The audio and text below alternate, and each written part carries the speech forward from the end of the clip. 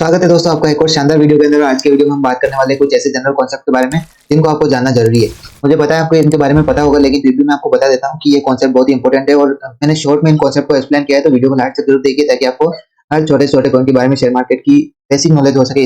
मेरा main purpose यही है। चलिए सबसे पहले स्टार्ट करते हैं कि आज हम आखिरकार बात किस टॉपिक के ऊपर करने वाले हैं।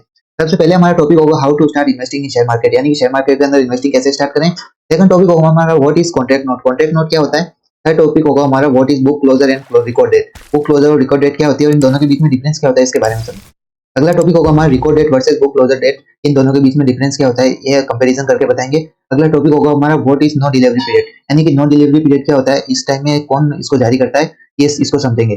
अगला टॉपिक होगा हमारा व्हाट इज एक्स डिविडेंड या एक्स डेट, एक्स डेट या एक्स डिविडेंड क्या होता है। नेक्स्ट टॉपिक होगा हमारा व्हाट इज बोनस या फिर बोनस क्या होता है, कंपनी बोनस कब जारी करती है इसको समझेंगे। अगला टॉपिक होगा हमारा what is split and buyback, split और बायबैक क्या होता है, इन दो इस टॉपिक के ऊपर बात करेंगे। और इसके बारे में आप बहुत सुना होगा, लेकिन इसके बारे में आपको डिटेल से बताऊंगा, तो वीडियो के लास्ट तक बने रहिए। और हाँ, अगर इस टॉपिक को आपको सच में जानना है ना, तो इस वीडियो को देखिए, अदरवाइज आप इसको यहाँ पे स्किप कर सकते हैं, क्योंकि दोस्तों वीडियो का जो इंटेंशन घटता है इसकी वजह से आप इस वीडियो को स्किप कर सकते हैं। अदरवाइज आप इन टॉपिक को जानना चाहते हैं तो इसको वीडियो के अंदर एंड तक बने रहिए। तो मैं आपको प्रॉमिस करता हूँ कि इसको देखने के बाद आप इन सारे टॉपिक को 100% समझ जाएंगे, उसके बाद कोई दूसरा वीडियो देखेंगे। चलिए अब वीडियो को हम स्टार्ट करते हैं और हमारा पहला टॉपिक होता है कि how to start investing in share market. दोस्तों, शेयर मार्केट के अंदर इन्वेस्टिंग करने से पहले सबसे पहले आपको अपना ब्रोकर चॉइस करना होता है। वो ब्रोकर को चॉइस करने से पहले सबसे मेन पॉइंट जो होता है उसका आपको ख्याल रखना होगा कि ब्रोकर का जो रजिस्ट्रेशन है वो सेबी के अंदर रजिस्टर्ड होना चाहिए। यानी कि दोस्तों, अगर ब्रोकर सेबी के अंदर रजिस्टर्ड नहीं है तो आपको उसके साथ में अपना डीमैट अकाउंट ओपन नहीं करना चाहिए। आई होप दोस्तों, जो डीमैट अकाउंट कैसे ओपन करते क्या होते हैं, लिंक आई बटन के ऊपर लिंक है, मैंने जो वीडियो बताया उसके अंदर डिटेल से एक्सप्लेन कर रखा है। मैं आशा करता हूँ आपने वो वीडियो देख लिया है। फिर भी नहीं देखा है तो आप जाके उसको चेकआउट कर सकते हैं। लेकिन दोस्तों, सबसे पहले रजिस्ट्रेशन मतलब शेयर मार्केट के अंदर आने के लिए सबसे पहले आपको सेबी के द्वारा एक पर्टिकुलर जो ब्रोकर अनाउंस किया जाता है या सेबी के अंदर जो ब्रोकर रजिस्टर्ड होता है उसी के साथ में अपना ब्रोकरेज अकाउंट ओपन करना चाहिए। अगर हम नेक्स्ट पॉइंट की बात करें तो नेक्स्ट पॉइंट होगा किसी भी स्टॉक में ट्रेडिंग या इन्वेस्टिंग करने के लिए ब्रोकर की जरूरत होती है, ये तो मैंने समझा दिया। लेकिन दोस्तों, सेबी के रूल और रेगुलेशन के अंदर अंदर जो लोग ब्रोकरेज अकाउंट ओपन करते हैं उन्हीं को इसके अंदर इन्वेस्टिंग करने का मौका मिलता है, अदरवाइज आप इन्वेस्टिंग नहीं कर सकते। तो डीमैट अकाउंट सबसे ज्यादा जरूरी है और डीमैट अकाउंट भी ऐसे ब्रोकर के साथ ओपन करना जो सेबी के साथ में रजिस्टर्ड हो। एंड यही कॉन्सेप्ट है कि हमें शेयर मार्केट के अंदर इन्वेस्टिंग कैसे स्टार्ट करनी चाहिए। और अभी तक आपका डीमैट अकाउंट नहीं है तो जल्दी से जाके डिस्क्रिप्शन के अंदर लिंक है, उससे अपना डीमैट अकाउंट ओपन कीजिए। उसमें कोई भी ब्रोकरेज फीस नहीं लग रही, कोई ब्रोकरेज चार्ज नहीं लग रहा है और ना ही कोई एनुअल मेंटेनेंस चार्ज लग रहा है। सिर्फ बाइंग और सेलिंग के ऊपर आपको 20 रुपए पर शेयर के ऊपर चार्ज लगेगा, वो जो कि हर ब्रोकर लेता है। चलिए अब हम नेक्स्ट टॉपिक की बात करते हैं कि जो नेक्स्ट टॉपिक है हमारा व्हाट इज कॉन्ट्रैक्ट नोट, यानी कि दोस्तों जो कॉन्ट्रैक्ट नोट होता है वो क्या होता है। दोस्तों, आपने कई बार ब्रोकर और इन्वेस्टर के बीच में सुना होगा कि ब्रोकर जो है और इन्वेस्टर के बीच में एक सौदा किया गया है, और जो वो सौदा होता है, यानी कि ब्रोकर इन्वेस्टर को जो स्टॉक बाय या सेल करता है इन्वेस्टर ब्रोकर से, जैसे कि मान लीजिए मेरा अकाउंट अप स्टॉक के अंदर और आप भी अपना अकाउंट अप स्टॉक के अंदर खुलवा लीजिए। तो जैसे ही आपने अपना अकाउंट अप स्टॉक से खुलवाया, कोई कंपनी जब डिविडेंड देगी या बोनस देगी या फिर कुछ भी स्टॉक को स्प्लिट करना है कुछ भी अनाउंस करेगी, तो इस कंडीशन में आपका जो सेबी होगा या फिर जो आपका स्टॉक एक्सचेंज होगा, स्टॉक एक्सचेंज ब्रोकर और इन्वेस्टर के बीच में एक कॉन्ट्रैक्ट नोट साइन करेगा। यानी कि जो इन्वेस्टर ने जो स्टॉक बाय किए किसी कंपनी के और ब्रोकर उसने उस कंपनी के स्टॉक दिए नहीं दिए, इसके बारे में उस कॉन्ट्रैक्ट नोट के अंदर लिखा होगा। और कॉन्ट्रैक्ट नोट ये मेंशन करेगा कि इन्वेस्टर ने ब्रोकर से इतने क्वांटिटी के अंदर स्टॉक बाय किए हैं और इसने कोई भी फ्रॉड नहीं किया और सारे पैसे टाइम पे जमा करा दिए इन्वेस्टर ने। तो ये सारी चीजें उसके अंदर मेंशन होती है। और उसके अलावा कॉन्ट्रैक्ट नोट के अंदर मेनली ट्रेडिंग की प्राइस, यानी कि आपने स्टॉक किस प्राइस पे बाय किया वो होता है। सेकंड होता है टाइमिंग, किस टाइम पे आपने बाय किया, उसके बाद में कितनी क्वांटिटी में बाय किया, ये होता है। और उसके ऊपर ब्रोकरेज चार्ज कितना होता है, ये सब उस कॉन्ट्रैक्ट नोट के अंदर मेंशन होता है। आई होप दोस्तों आप कॉन्ट्रैक्ट नोट को समझ गए होंगे। और अब हम अगले टॉपिक की बात करते हैं कि वो है हमारा what is book closure and record date, यानी कि बुक क्लोजर डेट और रिकॉर्ड डेट क्या होती है इसको समझते हैं। सबसे पहले बात करते हैं बुक क्लोजर डेट की। तो ये इसके द्वारा किसी दिन कंपनी में कितने नए इन्वेस्टर का रजिस्ट्रेशन हुआ है इसको देखा जाता है। यानी कि बुक क्लोजर जो होता है, इसके द्वारा कंपनी के अंदर कितने नए लोगों ने स्टॉक को बाय किया है इस डेट से पहले, उस उनका इसके अंदर रजिस्ट्रेशन होता है। अब अगर हम बात करें रिकॉर्ड डेट की, तो रिकॉर्ड डेट के अंदर मेनली उन लोगों को मेंशन किया जाता है जिन्होंने इस डेट के पहले किस क्वांटिटी में कितने स्टॉक को बाय किया है, रिकॉर्ड डेट के अंदर इस चीज को मेंशन किया जाता है। अगर हम रिकॉर्ड डेट और बुक क्लोजर डेट के बीच के अंदर डिफरेंस की बात करें, तो इन दोनों के बीच में मेन डिफरेंस यही है कि जो रिकॉर्ड डेट होती है उस डेट के पहले आपको कोई भी स्टॉक बाय करना होता है। उस डेट के पहले अगर आपने कोई स्टॉक बाय किया है तो आप बोनस के या फिर स्प्लिट हो रहा है स्टॉक तो उसके या फिर डिविडेंड के हकदार होंगे। लेकिन अगर आपने रिकॉर्ड डेट से पहले कोई भी स्टॉक को बाय नहीं किया तो आप उसके लिए एलिजिबल नहीं होंगे। और सेम वही होती है बुक क्लोजर डेट, यानी कि इस डेट के बाद में आपको इन चीजों का कोई भी प्रॉफिट नहीं मिलेगा। यानी कि अगर आपने डिविडेंड लिया है तो उसका भी कोई प्रॉफिट नहीं मिलेगा और अगर आपने बोनस मिला है तो उसका प्रॉफिट नहीं मिलेगा। तो मेन डिफरेंस यही होता है इन दोनों के बीच में, बुक क्लोजर और रिकॉर्ड डेट के बीच में, कि अगर आपने इस डेट से पहले कोई भी कंपनी के स्टॉक बाय किए तो अगर वो कंपनी डिविडेंड दे रही है, बोनस दे रही है, स्प्लिट कर रही है तो उसका प्रॉफिट आपको मिलेगा, अदरवाइज आपको नहीं मिलेगा। मेन डिफरेंस ये होते हैं। चलिए अब हम बात कर लेते हैं कि what is no dividend period, यानी कि नो डिविडेंड पीरियड क्या होता है। बहुत बार आपने सुना होगा कंपनी नो डिविडेंड पीरियड जारी किया है, तो वो क्या होता है। तो दोस्तों जब कोई कंपनी डिविडेंड का अनाउंसमेंट करती है या फिर बोनस का या स्प्लिट का अनाउंसमेंट करती है, तो जो स्टॉक एक्सचेंज होता है यानी कि बीएसई या एनएसई दोनों में जिस कंपनी के अंदर भी, मतलब जिसके स्टॉक एक्सचेंज के अंदर भी वो कंपनी लिस्टेड होती है, तो स्टॉक एक्सचेंज क्या करता है कि जिस टाइम उन्होंने बोनस डिविडेंड या फिर किस चीज का अनाउंसमेंट किया है, जो स्टॉक एक्सचेंज होता है उस कंपनी के अंदर, उस शेयर के अंदर नो डिलीवरी पीरियड ऑन कर देता है। अब ये नो डिलीवरी पीरियड ये होता है कि जब आप उस कंपनी के अंदर इंटर करेंगे या करना चाहेंगे या लॉन्ग टर्म के लिए इंटर करना चाहेंगे तो वो आप नहीं कर पाएंगे। अब ये क्यों होगा, क्योंकि आप उस कंपनी के अंदर उस डिविडेंड के पीरियड के अंदर अगर इंटर करेंगे तो इस टाइम आप सिर्फ ट्रेडिंग ही कर पाएंगे। यही मेन इसका मेन कॉन्सेप्ट होता है कि अगर नो डिलीवरी पीरियड चल रहा है तो इस टाइम आपको लॉन्ग टर्म के लिए स्टॉक को बाय नहीं कर पाएंगे उस कंपनी के अंदर। सिर्फ अगर आप ट्रेडिंग करना चाहते हैं तो उस स्टॉक के अंदर ट्रेडिंग कर पाएंगे, अदरवाइज आप लॉन्ग टर्म के लिए इन्वेस्ट नहीं कर पाएंगे। और ये लॉन्ग टर्म के लिए इन्वेस्ट क्यों नहीं कर पाएंगे, इसका बेसिक कॉन्सेप्ट यही है कि जो पुराना सेटलमेंट होता है उसको इस पीरियड के अंदर कंप्लीट करना होता है। इसलिए कंपनी किसी भी नए इन्वेस्टर को लॉन्ग टर्म के लिए इन्वेस्ट नहीं करने देना चाहती, क्योंकि उनका जो रिकॉर्ड होता है उसके अंदर डिस्टर्बेंस होता है इससे। तो मेन यही होता है इसका कॉन्सेप्ट नॉन डिलीवरी पीरियड का, कि आप इसके अंदर इन्वेस्टिंग नहीं कर सकते हैं, मतलब इंटरडे कर सकते हैं लेकिन लॉन्ग टर्म के लिए इन्वेस्टिंग नहीं कर सकते हैं। दोस्तों अब हम समझते हैं कि व्हाट इज एक्स डिविडेंड या एक्स डेट क्या होती है। कई बार आपने ये सुना होगा कि, कई बार क्या मैंने ही बताया था आपको पिछले वीडियो के अंदर, कि जब कोई कंपनी डिविडेंड का अनाउंसमेंट करती है तो उसके लिए मेन 4 डेट इंपॉर्टेंट होती है। और 4 डेट कौन-कौन सी होती है, चलिए एक बार फिर से आपको बता देता हूँ। फर्स्ट डेट होती है इसके अंदर डिविडेंड डिक्लेरेशन डेट, यानी कि जिस दिन कंपनी डिविडेंड देगी उसका अनाउंसमेंट करती है। सेकंड डेट होती है एक्स डिविडेंड डेट, यानी कि इस डेट के बाद में अगर आप कोई भी रजिस्ट्रेशन करते हैं कंपनी के अंदर तो आप उस डिविडेंड के हकदार नहीं होंगे। और थर्ड डेट होती है हमारी, वो होती है रिकॉर्ड डेट, यानी कि जिन जिन लोगों ने इस कंपनी के अंदर एक्स डिविडेंड डेट या फिर डिविडेंड डिक्लेरेशन डेट के पहले अपना रजिस्ट्रेशन कर लिया है, रजिस्ट्रेशन का मतलब है स्टॉक को बाय कर लिया है, तो इस कंडीशन में आपको डिविडेंड मिलेगा, अदरवाइज डिविडेंड नहीं मिलेगा। मैं यहाँ सिर्फ डिविडेंड की बात नहीं कर रहा हूँ, अगर आप बोनस की भी बात करें तो सेम कॉन्सेप्ट यही चलता है बोनस के अंदर भी, कि उसके अंदर भी उस डेट से पहले अगर आपने कोई भी स्टॉक बाय कर लिया तो आपको बोनस मिलेगा या डिविडेंड मिलेगा।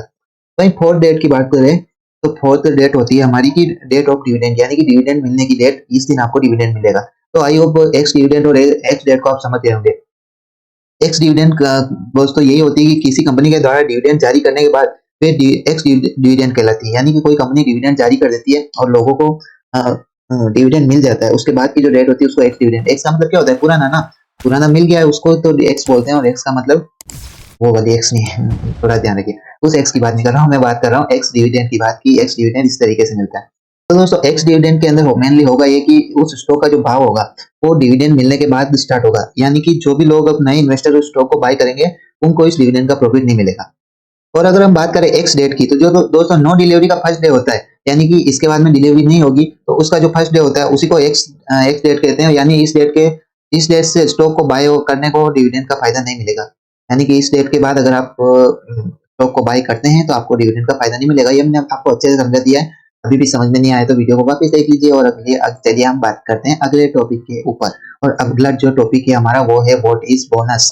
आपने बहुत बार कंपनी के अंदर सुना होगा कि कंपनी बोनस देने वाली है, जो आपको शेयर है वो डबल होने वाला है, ट्रिपल होने वाला है। अब ये बोनस का क्या फंडा है, बोनस का मेन फंडा यही है दोस्तों कि जब कंपनी कोई प्रॉफिट करती है तो जब प्रॉफिट करेगी और अपने सारे एक्सपेंसेस को काट देगी, उस कंडीशन में क्या होगी, उसके पास पैसे बच गए। अब कंपनी क्या सोचेगी कि यार या तो मैं अपने बिजनेस को एक्सपांड कर लूं, बिजनेस को एक्सपांड नहीं करना है तो जो मेरे इन्वेस्टर है उनको मैं कुछ प्रॉफिट दे दूं। इस कंडीशन में होगा ये कि जो कंपनी होगी वो लोगों को या तो डिविडेंड देगी या फिर बोनस देगी। डिविडेंड किस कंडीशन में मिलेगा, जब कंपनी हायर प्रॉफिट जनरेट करेगी, यानी कंपनी ने अगर प्रॉफिट अच्छा जनरेट किया है तो इस कंडीशन में कंपनी लोगों को डिविडेंड देगी। लेकिन जब कंपनी डिविडेंड देने की कंडीशन में नहीं होगी, यानी कि डिविडेंड देने से थोड़े से कम पैसे उन्हें जनरेट किए हैं, तो इस कंडीशन में कंपनी बोनस देगी। और बोनस करके लोगों के जो जिन लोगों ने उसके अंदर अपना शेयर होल्डिंग बना रखी है या जिन लोगों ने कंपनी के शेयर को बाय कर रखा है, उनके स्टॉक को वो कंपनी स्प्लिट करके डबल कर देगी या ट्रिपल कर देगी, या फिर किस प्राइस रेशियो के अंदर बोनस मिल रहा है उसके अकॉर्डिंग उनको प्रॉफिट मिलेगा। तो बोनस मेनली दोस्तों उन लोगों को मिलता है जो जिनकी शेयर होल्डिंग पहले से ही कंपनी के अंदर होती है, और बोनस डेट के पहले अगर आपकी शेयर होल्डिंग उसके अंदर है तो बोनस मिल जाएगा। बोनस किस अनुपात में मिलता है, बोनस मेनली 1:2 या फिर 1:1 या फिर 1:5 इस कंडीशन के अंदर मिलता है। अगर 1:1 की बात करें तो इस कंडीशन में अगर आपके पास कंपनी का एक स्टॉक है तो इस कंडीशन में आपको कंपनी एक स्टॉक फ्री में देगी। और मान लीजिए आपके पास कंपनी के 1,000 स्टॉक है तो इस कंडीशन में 2,000 स्टॉक हो जाएंगे आपके पास। और 1:2 किस कंडीशन में होगा, अगर आपके पास कंपनी के 2 स्टॉक है तो उसके बदले आपको एक स्टॉक मिलेगा। ये 1:2 होता है। दोस्तों अब हम बात करते हैं कि what is split and what is buyback. आपने बहुत बार सुना होगा कि कोई ये कंपनी है, ये कंपनी अपना स्प्लिट जारी कर रही है। यानी कि दोस्तों स्प्लिट का बेसिकली कॉन्सेप्ट यही होता है कि जो कंपनी की फेस वैल्यू होती है उसके अंदर डिवाइड करती है। अगर किसी कंपनी का स्टॉक लगातार बढ़ता जा रहा है और हायर प्राइस को उसने टच कर लिया है, तो इस कंडीशन में कुछ लोग क्या होते हैं, कुछ लोग क्या मोस्ट ऑफ जो नॉर्मल लोग होते हैं उस कंपनी के स्टॉक को बाय करने जितना अफोर्डेबल नहीं होते। मान लीजिए किसी कंपनी के स्टॉक ने जो है हायर हाई लगा दिया, किसी कंपनी का स्टॉक 2000 3000 चला गया। इस कंडीशन में क्या होगी, अब नॉर्मल पीपल तो होंगे नहीं जो उस कंपनी के स्टॉक को बाय कर सके, तो एक स्टॉक भी बाय करने के लिए उनको 10 बार सोचना पड़ेगा। तो इस कंडीशन में कंपनी क्या करेगी, जो अपनी फेस वैल्यू है उसको रिड्यूस कर देगी। फेस वैल्यू अगर किसी की 10 है तो कंपनी दो उसको आधा कर देगी, 1:2 रेशियो के अंदर उसको स्प्लिट कर देगी, या 1:5 के अंदर, यानी कि फेस वैल्यू 2 कर देगी, 3 कर देगी, 10 से घटा के वो कितना भी कर सकती है। लेकिन दोस्तों इस बात को समझिए कि जो फेस वैल्यू घटेगी उससे शेयर की प्राइस पे और शेयर की कंपनी के जो फंडामेंटल है उसके ऊपर कोई जो इफेक्ट नहीं पड़ेगा। ये अभी ऐसा क्यों होगा, क्योंकि दोस्तों जो स्प्लिट की जो प्रॉब्लम होती है वो मेन जो उस कंपनी के शेयर होते हैं उसके उसकी जो क्वांटिटी होती है उसको बढ़ाना होता है। यानी कि अगर कंपनी की फेस वैल्यू है 10 है और कंपनी 1:2 का स्प्लिट जारी करती है, तो इस कंडीशन में शेयर की संख्या तो डबल हो जाएगी, लेकिन उसकी प्राइस वही रहेगी और उसके अकॉर्डिंग प्राइस आधी हो जाएगी। यानी किसी कंपनी का शेयर 100 रुपए का है और कंपनी 1:2 का स्प्लिट जारी करती है, तो इस कंडीशन में कंपनी की शेयर की प्राइस 50 हो जाएगी, लेकिन शेयर की क्वांटिटी बढ़ जाएगी जो कि डबल हो जाएगी। तो ये वो स्प्लिट क्या होता है ये आप समझ गए होंगे, लेकिन अब हम समझते हैं कि स्प्लिट होने से क्या होता है। दोस्तों मेनली स्प्लिट, अगर कोई भी कंपनी स्प्लिट करती है तो इसके पीछे कंपनी का भी फायदा होता है और इसके पीछे दूसरे जो इन्वेस्टर होता है उनका भी फायदा होता है। तो स्टॉक के स्प्लिट होने से कंपनी के टोटल शेयर की संख्या बढ़ जाती है। यानी कि अगर कंपनी बेसिकली कंपनी जो स्प्लिट करती है वो 1:1 1:2 या 1:5 के रेशियो के अंदर स्प्लिट करती है, तो इस कंडीशन में कंपनी के जो स्टॉक टोटल स्टॉक होंगे या शेयर होंगे उनकी संख्या इसके हिसाब से बढ़ जाएगी। सेकंड पॉइंट की बात करें तो वो है स्टॉक स्प्लिट से स्टॉक के कैपिटल और मार्केट कैप पर इसका कोई फर्क नहीं पड़ता है। यानी कि स्टॉक का जो स्प्लिटेशन होगा या स्टॉक स्प्लिट होगा उसकी वजह से कंपनी के जो स्टॉक है उसके कैपिटल पर कंपनी का जो प्राइस होगी, स्टॉक की प्राइस होगी, उसके ऊपर इसका कोई फर्क नहीं पड़ेगा स्प्लिट का, और वहीं पे कंपनी के मार्केट कैप पर इसका कोई भी फर्क नहीं पड़ेगा। इन दोनों टॉपिक को आप ध्यान में रखिए कि इसका इसके ऊपर कोई भी इफेक्ट नहीं होगा। अगर अगले टॉपिक की बात करें तो वो होगा कि स्टॉक स्प्लिट से कंपनी की फेस वैल्यू कम हो जाती है। स्टॉक जब स्प्लिट होगा, इसको मैंने आपको बता दिया कि फेस वैल्यू के अंदर ही रिडक्शन होगा और किसी के ऊपर रिडक्शन नहीं होगा। मेन पर्पस ये होता है कि फेस वैल्यू को कम किया जाए, जिससे कि जो कैपिटल पर शेयर के ऊपर जितना डिविडेंड मिलना होता है, डिविडेंड या बोनस जो भी मिलता है, वो सब स्प्लिट के सॉरी फेस वैल्यू के आधार पर मिलता है। तो मेन फेस वैल्यू को कम किया जाता है ताकि पर शेयर के ऊपर उनकी फेस वैल्यू कम हो सके। नेक्स्ट टॉपिक की बात करें तो वो होगा कि स्टॉक के स्प्लिट से कंपनी में लिक्विडिटी की समस्या खत्म हो जाएगी। यानी कि दोस्तों मैंने आपको स्टार्टिंग में ही बता दिया था कि जो स्मॉल इन्वेस्टर होते हैं या छोटे इन्वेस्टर होते हैं जो कि हाई प्राइस के ऊपर स्टॉक को बाय नहीं कर सकते हैं, तो इसकी समस्या खत्म हो जाएगी, जिसकी वजह से कंपनी के अंदर जो बायर है उनको भी आसानी से स्टॉक मिल जाएंगे और जो सेलर है उनको भी आसानी से जो स्टॉक को बाय करने वाले मिल जाएंगे। तो मेन कॉन्सेप्ट ये होता है स्प्लिट का। अब हम समझ लेते हैं व्हाट इज बायबैक। अगर बायबैक की बात करें तो इसमें कंपनी खुद के शेयर को इन्वेस्टर से वापस खरीदती है, यानी कि प्रमोटर अपनी होल्डिंग को बढ़ाते हैं। अब ये क्यों करते हैं, ये मेनली इसी कंडीशन में किया जाता है जब कंपनी को लगता है कि उनकी जो मार्केट प्राइस है वो बढ़ने वाली है, या फिर उनकी कंपनी के अंदर पोटेंशियल आने वाले टाइम में और भी ज्यादा बढ़ने वाला है। इसी कंडीशन में बाय बैक किया जाता है। और बाय बैक का मेन कॉन्सेप्ट यही होता है कि जो मेन कंपनी के प्रमोटर होते हैं या कंपनी के जो मैनेजर होते हैं या कंपनी को चलाने वाले मेन जो होते हैं, वो अपने स्टॉक को मार्केट से जिन जिन लोगों ने स्टॉक को बाय कर रखा है उनसे वो स्टॉक को वापस खरीदते हैं, और यही होता है मेन बाय बैक का फंडा। तो आई होप दोस्तों मैंने जो आपको जानकारी दी वो आपको बहुत अच्छी लगी होगी। और अगर ये आपको जानकारी अच्छी लगी है तो इसके बदले में वीडियो को जल्दी से लाइक कर दीजिए, चैनल को जल्दी से सब्सक्राइब कर दीजिए, क्योंकि बहुत ही ज्यादा टाइम हो गया, लंबा वीडियो बन गया, तो इसके लिए आई एम रियली सॉरी। और हम मिलते हैं ऐसे किसी अगले वीडियो के अंदर। तब तक के लिए थैंक यू सो मच।